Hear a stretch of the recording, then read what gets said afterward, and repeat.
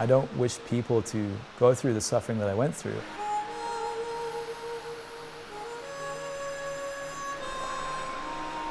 I now know there's another way.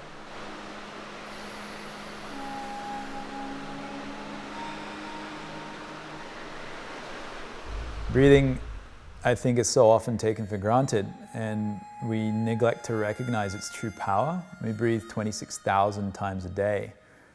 And the changes in our breath pattern are caused by neuroplastic changes to our nervous system.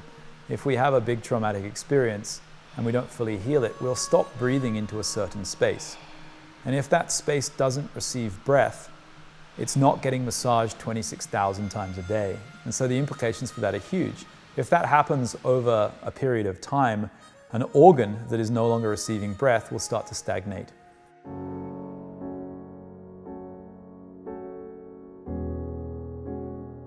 After that experience, I sunk into a deep depression. I started using alcohol to numb the pain that was still moving within me. And it was a really challenging time of my life. And reflecting back on that, there are so many gifts that come from that. But I remember the low point was standing in the middle of a 4-lane highway and contemplating throwing myself under a bus.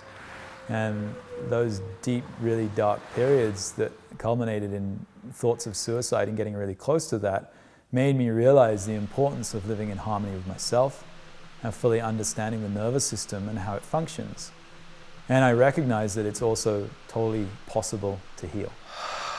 And I think it's through the last 5 years of my life and my experience that I feel so passionate about sharing this work because I know it saved my life. And let it go. Good. Belly, heart, and let it go. So good. Keep doing that. Growing up in a resort town where you do a lot of extreme sport, you're constantly breaking your body. And I realized that I had a lot of injuries that I needed to heal from. I randomly met Edward at the gas station. Just a random coincidence, one of those things where the universe is just aligning at the right time and puts you together. And we got into a conversation about healing. And yeah, I was just ready to go and heal. I was filming a documentary in Melbourne, Australia, and it was focusing on the homeless crisis. And I spent 3 weeks living and working with people at risk and in very heavy, very confronting circumstances. And that led me to see a different part of the world that I wasn't able to shake. And it caused a lot of post-traumatic stress on me. And that's what led to my anxiety. And it led to me going and seeking medical attention. And when I wasn't happy and satisfied with the level of service I was getting, that's when a friend had recommended Edward. So I place my hands on the diaphragms and guide breath in certain ways to help people sense and feel how breath moves through their body. And in doing that, they start to cultivate a greater sense of awareness of themselves and how breath moves within them.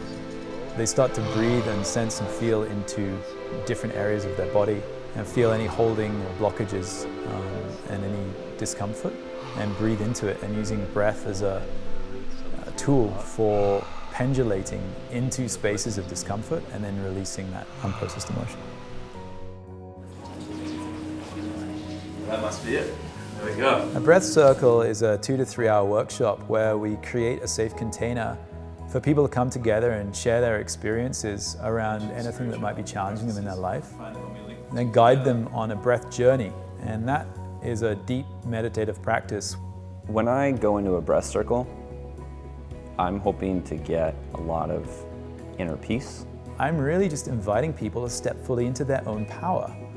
I'm not doing the healing, they're healing themselves. Now I feel like I'm in a really high place, just naturally all the time, able to go back out snowboarding and skiing and snowmobiling and enjoy time with my kids, not feel like I'm in constant pain. Life is short and we all go through ups and downs. Sometimes it's harder to get over those down periods.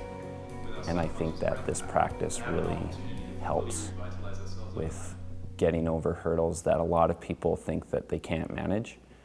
And it's given me a lot of hope.